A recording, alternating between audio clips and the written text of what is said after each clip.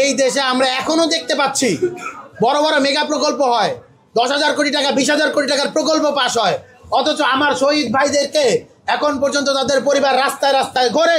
কর্তৃপক্ষে আমাদের একজন প্রতিনিধি দল গিয়েছিল, দুজনের ডিরেক্টর বলেছে সে নিরুপায়, আর তার পক্ষে হলো গিয়ে ভর্তি করানো সম্ভব না।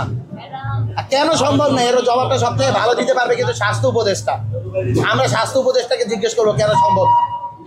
সেটা হলো জুলাই গণ অভ্যুত্থানের আহত, জুলাই গণ অভ্যুত্থানের শহীদ। অথচ আফসোসের ব্যাপার এই যে যাদের রক্তের উপর পাড়া দিয়ে, যাদের রক্তের ম্যান্ডেট নিয়ে ইন্টারিম গভর্নমেন্ট আজকে তাদের এই গদিতে বসেছে, তারা নির্যাতিত, নিগৃহীত। আমরা দেখতে পেয়েছি হসপিটালের ভেতরে আজকের যেই বাস্তবতা, এটা কিন্তু একদিনের না। আমরা দীর্ঘদিন যাবত দেখতে পেয়েছি আহতরা আন্দোলন করছে, আহতরা সংগ্রাম করছে কিসের জন্য? ট্রিটমেন্টের জন্য, একটা প্রপার ট্রিটমেন্ট।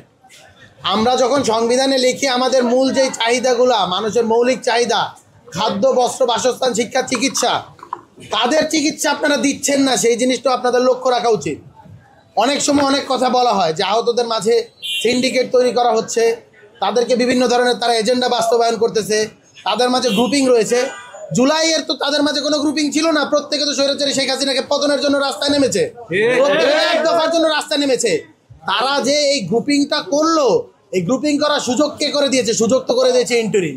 আপনি যদি তাদেরকে প্রপার ট্রিটমেন্ট করে দিতেন, প্রপার ট্রিটমেন্ট করে তাদের যার যার বিদেশ পাঠানোর দরকার বিদেশ পাঠিয়ে দিতেন, তারা তো এই গ্রুপিংটা করার সুযোগই পেত না। কারণ তারা তাদের ওই জায়গাটা মেন্টাল স্যাটিসফ্যাকশনটা থাকতো। তারা তো নতুন একটা বাংলাদেশ তৈরি করার জন্য তাদের অঙ্গহানি করেছে, তাদের জীবন দিতে দেওয়ার জন্য রাস্তায় নেমেছিল। সেই মানুষগুলো যখন দেখে সিস্টেমের কোনো পরিবর্তন হয়নি, আগে হসপিটাল চালাইতো এক গ্রুপ, এখন চালায় আরেক গ্রুপ, তারা সিন্ডিকেট করে এসে বলে যে এদেরকে আহতদেরকে বের করে দাও, তাহলে আমরা নতুনদেরকে ঢুকাতে পারছি।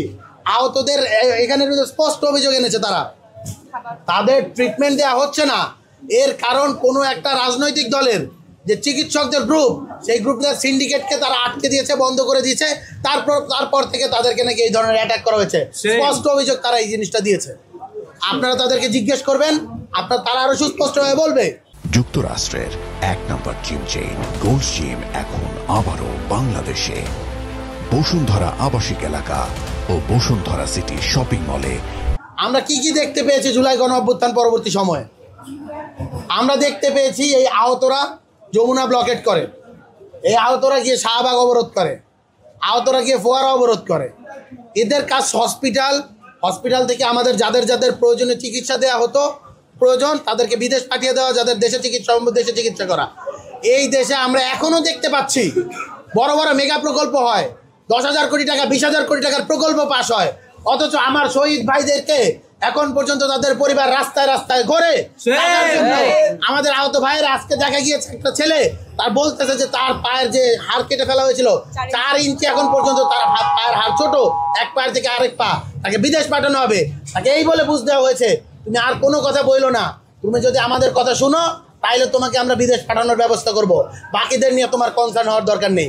এই ধরনের সিন্ডিকেটবাজি, কোরআনবাজি, যেই ভয়েস রেজ করে, যে কথা বলে তার মুখটাকে চেপে ধরার একটা কার্যক্রম এখানে চলমান রয়েছে।